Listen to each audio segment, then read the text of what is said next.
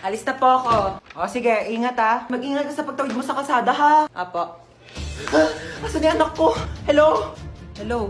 Anak, nasan ka na? Namimiss na kita. Mama, nandito pa ako sa pintuan. Ay, alis na ako ha.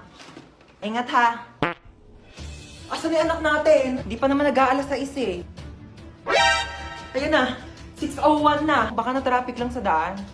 Hindi siya nasagot. Baka lobat lang naman yung cellphone ng anak mo. Eh, paano kung hindi lobat? Hinold up yung cellphone niya. Tapos hinold up siya. Tapos kinuha yung mga laman loob niya. Tao po. Ay, hello po. Kaibigan ko po yung anak nyo. Asan yung anak ko? Nasa ospital po siya ngayon. Nasa ospital siya?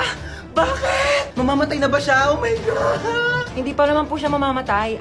Nagpapatuli lang po. Ay, hindi pa pala tuli ang anak natin?